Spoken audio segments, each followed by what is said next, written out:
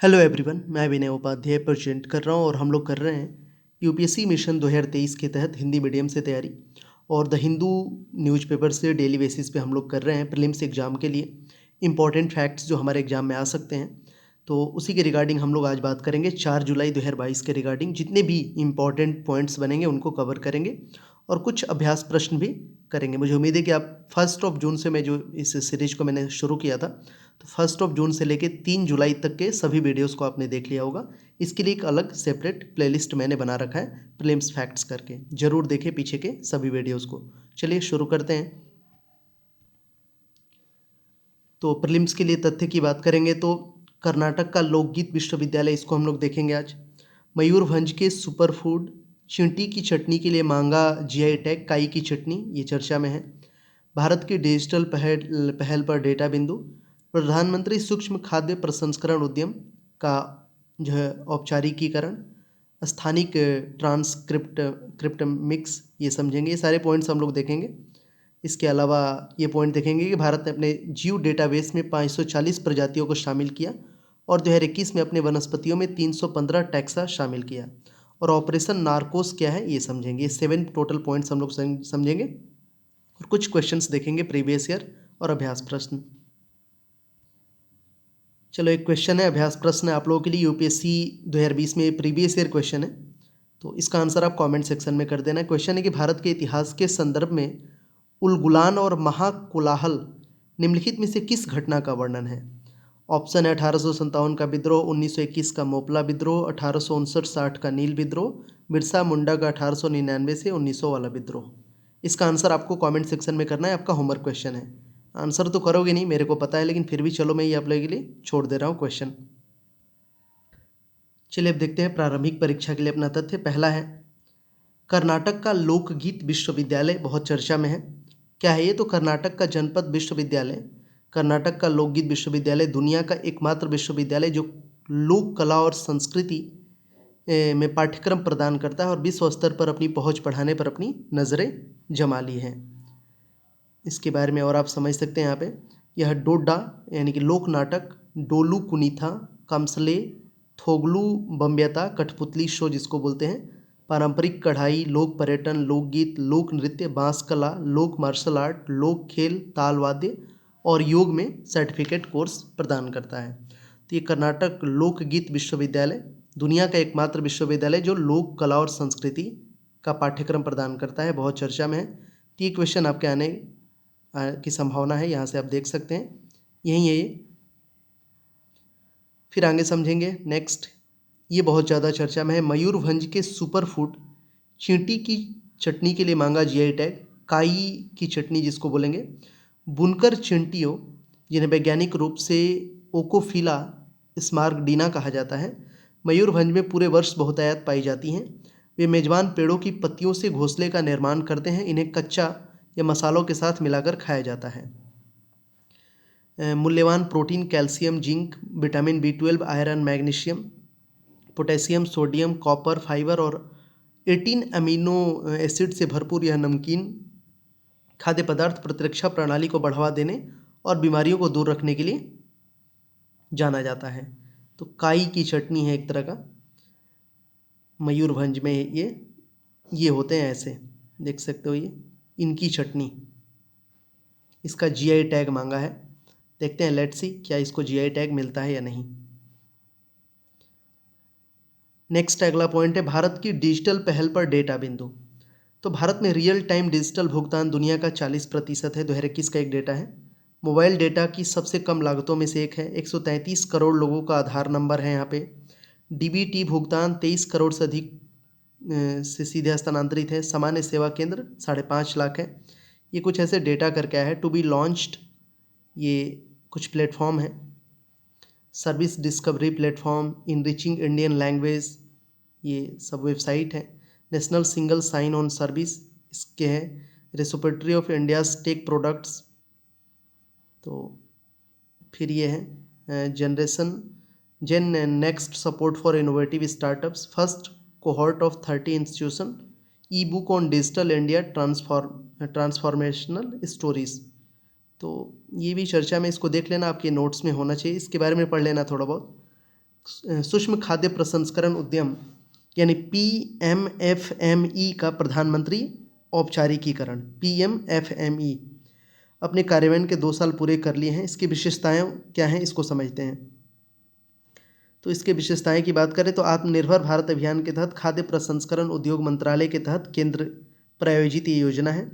इसका उद्देश्य एक जिला एक उत्पाद, वन डिस्ट्रिक्ट वन प्रोडक्ट दृष्टिकोण के माध्यम से असंगठित सूक्ष्म उद्यमों को सशक्त बनाना। राज्यों को खाद्य उत्पादों जैसे खराब होने वाले कृषि उत्पाद और अनाज आधारित उत्पादों की पहचान करनी चाहिए। समय है 2020-21 से 2024-25 तक। अभिसरण की बात करें तो NULM के साथ क्षेत्र में सूक्ष्म उद्योग को जो है अनुदान देने के लिए खाद्य प्रसंस्करण में शामिल क्षेत्र संस्तरीय संघ को बीज प्रदान करेगा। उपलब्धियों की अगर हम बात करें तो 35 राज्यों में कार्यान्वित डिजिटल ODOP मानचित्र विकसित, 1 लाख से अधिक SHG सदस्य। वन डिस्ट्रिक्ट वन प्रोडक्ट यही है। PM formalisation of micro food processing enterprises scheme,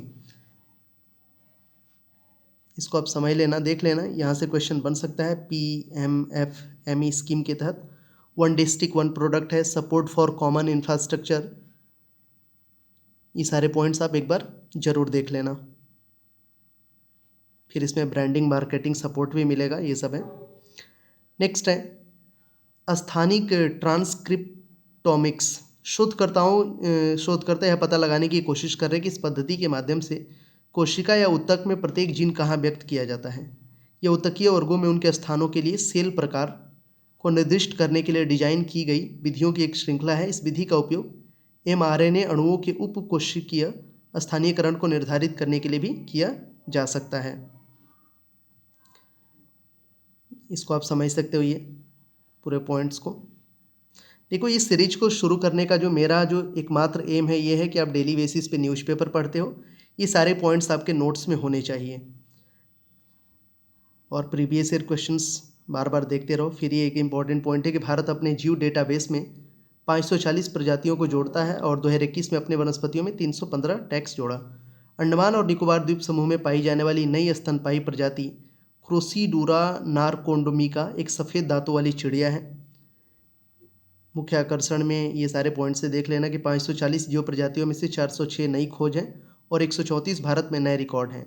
नई खोजों की सबसे अधिक संख्या जीव समूह हाइमेनोप्टेरा से थी।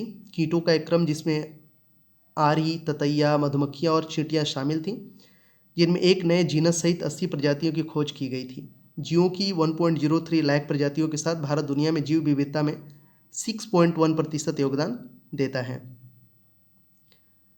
पश्चिमी घाट और पूर्वोत्तर क्षेत्रों में जैसे क्षेत्र में कुल खोज के 28% का योगदान दिया है। राज्यवार विश्लेषण में सबसे अधिक खोज केरल से 51 टैक्सा के साथ की गई है, जिसके बाद महाराष्ट्र और अरुणाचल प्रदेश का स्थान है। ये पॉइंट भी देख लेना। ये ऑपरेशन नार्कोस क्या है, ये भी बड़ा चर्चा में है। ऑपरेशन नार्कोस तो NDPS के खतरे की ओर ध्यान आकर्षित करने के लिए रेल के माध्यम से नशीले पदार्थ की तस्करी के खिलाफ 1 महीने का अखिल भारतीय अभियान जून 2022 के महीने में, कोड नाम था इसका ऑपरेशन नार्कोस, के तहत शुरू किया गया था। RPF को अप्रैल 2019 में NDPS अधिनियम के तहत तलाशी, जब्ती और गिरफ्तारी करने का अधिकार दिया गया। इस अवैध व्यापार को प्रतिबंधित करने के सरकार के प्रयासों में सक्रिय रूप से भाग ले रहा है। तो ऑपरेशन नार्कोस 21 विषय पे है, इसको समझ लेना आप। चलिए अब कुछ क्वेश्चंस देखते हैं प्रीवियस ईयर और अभ्यास प्रश्न। एक ही क्वेश्चन है कि निम्नलिखित में से कौन मिट्टी में नाइट्रोजन जोड़ता है। UPSC 2013 में क्वेश्चन आया है। पशुओं द्वारा यूरिया का उत्सर्जन, क्या इससे नाइट्रोजन मिट्टी में जुड़ता है। मनुष्य द्वारा कोयला जलाना, वनस्पति की मृत्यु, तो इनमें कौन सही है। तो नाइट्रोजन जुड़ेगा। तो देखो, पशुओं द्वारा यूरिया उत्सर्जन, इसमें तो नाइट्रोजन होता है, तो पहला तो सही है। मनुष्यों द्वारा कोयला जलाना, इसमें नहीं होता है। वनस्पति की मृत्यु से भी होता है। ये इसमें 1 और 3 सही लग रहा है। तो आप इसका आंसर हम देख सकते हैं, C है, 1 और 3 इसमें सही है। ठीक है, अगर मनुष्य द्वारा कोयला जलाएगा तो यहाँ पे इसका एक्सप्लेनेशन दिया हुआ है कि कोयले को जलाने से फ्लाई ऐश बनता है, जिसमें नाइट्रोजन की मात्रा नहीं होती है। Got it. तो एक ये क्वेश्चन हो गया। और देखते हैं कुछ प्रश्न। एक और क्वेश्चन है, निम्नलिखित कथन पे विचार कीजिए। यूपीएससी 2019 में आया हुआ है कि कृषि मिट्टी पर्यावरण में नाइट्रोजन ऑक्साइड छोड़ते हैं। ठीक है। मवेशी पर्यावरण में अमोनिया छोड़ते हैं, ये भी सही है। कुक्कुट उद्योग प्रतिक्रियाशील नाइट्रोजन यौगिक पर्यावरण जारी करता है। तो कौन सा इसमें सही है? भी सही है, तीनों सही है इसमें तो। 1 2 3 तीनों सही है। इसका आंसर आप कर दोगे डी, ये इसका सही आंसर होगा। प्रीवियस ईयर क्वेश्चंस करते रहो, प्रीवियस ईयर क्वेश्चंस और सिलेबस, इसको बार बार देखते रहो, समझ जाओ एकदम। अगर ये कंप्लीटली याद हो जाता है ना तो आपका 30 से 40% काम हो जाएगा। ये 2022 में क्वेश्चन आया हुआ था कि समुद्र के कानून पर यूनाइटेड नेशनल कॉन्वेंशन के संदर्भ में निम्नलिखित कथन पर विचार कीजिए। पहला कथन था कि एक तटीय राज्य को अपने प्रादेशिक समुद्र की चौड़ाई को 12 समुद्री मील से अधिक की सीमा तक स्थापित करने का अधिकार है, जिसे सम्मेलन के अनुसार निर्धारित आधार रेखा से मापा जाता है। तो पहला स्टेटमेंट तो इसमें सही है। दूसरा है कि सभी राज्यों के जहाज, चाहे तटीय हो या भूमिबंध, प्रादेशिक समुद्र के माध्यम से निर्दोष मार्ग के अधिकार का आनंद लेते हैं, ये भी सही है। अनन्य आर्थिक क्षेत्र उस आधार रेखा से 200 समुद्री मील से अधिक नहीं विस्तारित होगा जहां से प्रादेशिक समुद्र सीमा की चौड़ाई मापी जाती है, ये भी सही है। पूछा है ना कि इनमें से कथन विचार करिए कौन सही है। तीनों स्टेटमेंट ही सही है। ये 2022 में क्वेश्चन आया हुआ था यूपीएससी में। अब इसमें ऑप्शन ऐसे दे देगा कौन से सही है, तो तीनों सही है ना, 1 2 3, डी इसका आंसर हो जाएगा। ये भी 2022 में क्वेश्चन आया हुआ है कि निम्नलिखित में से कौन सा कथन पोलर कोड का सबसे अच्छा वर्णन करता है। पोलर कोड क्या है? तो ऑप्शन ए है कि ध्रुवीय जल में चलने वाले जहाज़ों के लिए सुरक्षा का अंतर्राष्ट्रीय कोड है। यही इसका आंसर था, ऑप्शन ए ही इसका सही आंसर होगा। ए दिया है ना, सही आंसर होगा ऑप्शन ए। तो इस तरह के जो वर्ड चर्चा में रहते हैं ना, उसको एग्जाम में पूछ लेता है। पोलर कोड या ध्रुवीय जल से में चलने वाले जहाज़ों के लिए सुरक्षा का अंतर्राष्ट्रीय कोड है, यही इसका सही आंसर है। एक ये क्वेश्चन है, विदेशी अंशदान विनियमन संशोधन अधिनियम 2020 के संदर्भ में निम्नलिखित कथन पर विचार कीजिए। इसने प्रशासनिक खर्चों के लिए विदेशी अंशदान के उपयोग की सीमा को 50% से घटाकर 20% कर दिया है। सही है ये तो। FCRA विदेश मंत्रालय द्वारा लागू किया जाता है, नहीं ये विदेश मंत्रालय द्वारा लागू नहीं। कौन से सही है? तो केवल एक इसमें सही है, यही आंसर होगा। तो FCRA से क्वेश्चन आ सकता है। Got it. और यहाँ पे इसके कुछ सॉल्यूशन भी दिए हुए हैं, इसको पढ़ सकते हैं। तो FCRA विदेश नहीं, गृह मंत्रालय द्वारा लागू होता है, ये ध्यान देना। और ये 50% से घटाकर 20% कर दिया गया है। धारा 7 में संशोधन विदेशी अंशदान प्राप्त करने वाले किसी अन्य संस्था को स्थानांतरित करने से रोकता है ये। चलो एक और सवाल, और ये आप लोगों के लिए मैं छोड़ूंगा होमवर्क, आंसर करना कमेंट सेक्शन में। निम्नलिखित में से किस अपराध की जांच NIA द्वारा की जाती है और उस पर मुकदमा चलाया जाता है? ये 3 आपको दे दिया। उच्च गुणवत्ता वाली नकली भारतीय मुद्रा में तस्करी, विदेशी राज्यों के साथ मैत्रीपूर्ण संबंधों को प्रभावित करने वाले अपराध, परमाणु और परमाणु सुविधाओं से संबंधित अपराध। तो कौन से सही है इसमें? 1 2 2 3 या तीनों नहीं, इस तरह के ऑप्शन है आपको आंसर करना कमेंट सेक्शन में। तो इसमें हमने कवर किया 4 जुलाई 2022 के रिगार्डिंग जितने भी इंपॉर्टेंट पॉइंट्स बन रहे थे प्रीलिम्स एग्जाम से, उनको कवर किया। पीछे के सभी वीडियोस को देखिए, चैनल पे नए तो सब्सक्राइब करिए। और हिंदी मीडियम से अगर आप तैयारी करना चाहते हैं, कर रहे हैं, आपका लक्ष्य है 2023-24 में एग्जाम देना, तो आप चैनल से जुड़ें।